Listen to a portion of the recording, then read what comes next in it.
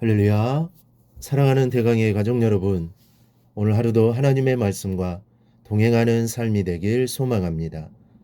오늘 함께 나눌 하나님의 말씀은 마태복음 9장 9절에서 13절 말씀입니다. 예수께서 그곳을 떠나 지나가시다가 마태라는 사람이 세관에 앉아 있는 것을 보시고 이르시되 나를 따르라 하시니 일어나 따르니라. 예수께서 마태의 집에서 앉아 음식을 잡수실 때에 많은 세리와 죄인들이 와서 예수와 그의 제자들과 함께 앉았더니 바리새인들이 보고 그의 제자들에게 이르되 어찌하여 너희 선생은 세리와 죄인들과 함께 잡수시느냐. 예수께서 들으시고 이르시되 건강한 자에게는 의사가 쓸데없고 병든 자에게라 쓸데있느니라. 너희는 가서 내가 궁유를 원하고 제사를 원하지 아니하노라 하신 뜻이 무엇인지 배우라. 나는 의인을 부르러 온 것이 아니요 죄인을 부르러 왔노라 하시니라. 아멘. 예수님께서 사람들에게 말씀을 가르치시는 무대로 자주 등장하는 것이 식사입니다.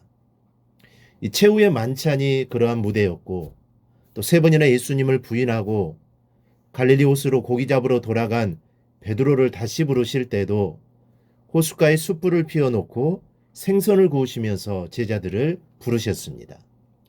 이런 예수님이셨기에 오해도 많이 받으셨습니다. 그 대표적인 예가 마태복음 11장 19절에 기록된 예수님의 말씀 속에 나타나 있습니다.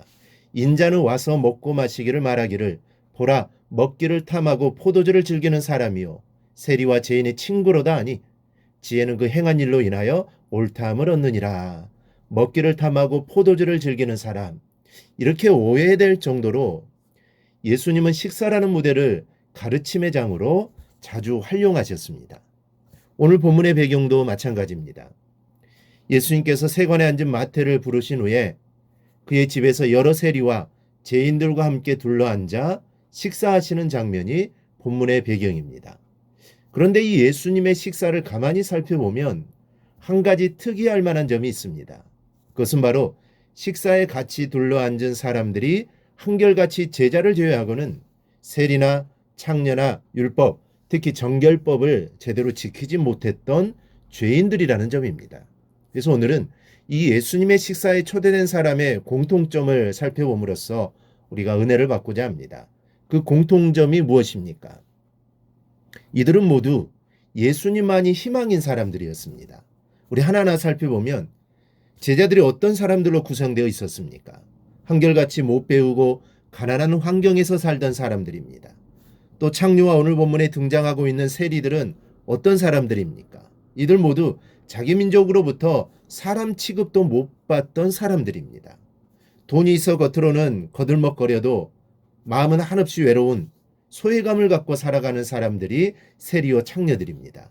말하자면 이들에게 오늘은 있을지언정 내일이라는 미래는 애당초 없었습니다. 그런데 자신들을 이해해주고 진심으로 사랑해주는 예수님이 자신들 앞에 나타나신 겁니다. 그러니 어찌 예수님만 전적으로 따르지 않을 수 있겠습니까? 성도 여러분, 우리 교회가 바로 이래야 합니다. 예수님만을 희망으로 아는 사람들이 모인 곳이어야 합니다. 예수님께서 나와 같은 죄인을 찾아와 주시고 구원해 주신 이 사실에 감격하는 사람들이 모인 교회여야 합니다. 세상에서 가진 것이 많고 적은 것은 아무런 문제도 되지 않습니다. 신분이나 빈부의 차이가 그리스도의 사랑 안에서 교제를 나누는데 무슨 문제가 되겠습니까? 아무런 문제가 되지 않습니다. 그러나 가진 것을 자랑하는 사람, 예수님을 믿으면서 적당히 세상적인 금력이나 권세를 의지하는 사람이 있으면 안 됩니다. 그런 사람 때문에 다른 사람까지 시험에 들거나 상처받게 되기 때문입니다. 그리고 그런 사람은 사실상 예수님이나 구원과는 아무런 관계도 없는 사람들이기 때문입니다. 그러므로 우리 교회는 오직 예수님만을 희망으로 삼는 사람, 자신이 죄인임을 자각하고 항상 하나님의 뜻을 구하는 사람들만 모이는 거룩한 모임이 되기를 바랍니다.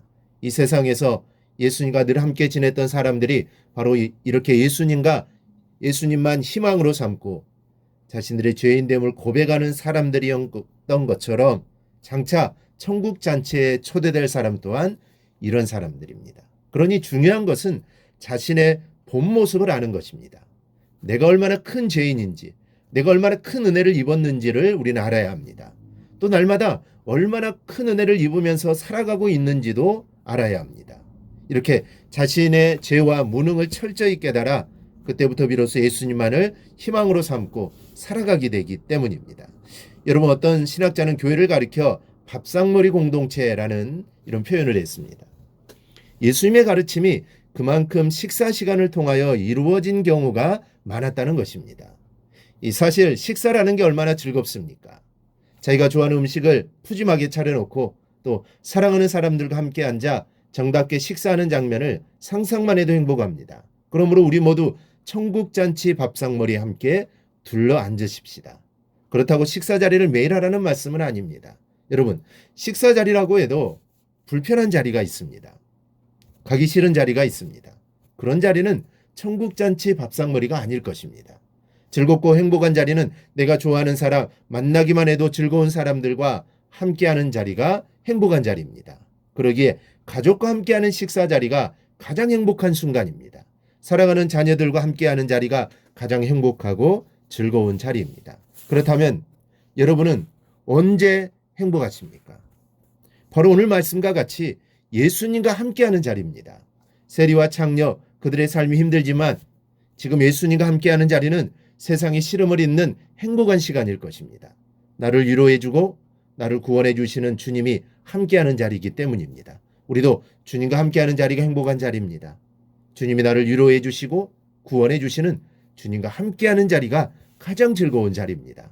그러므로 오늘 이 순간부터 예수님만 희망으로 모시고 살아서 이 땅에서의 삶을 행복하게 즐겁게 사시고 이 기쁨이 천국잔치에까지 모두 함께 이어져 함께 만날 수 있기를 주님의 이름으로 축원합니다.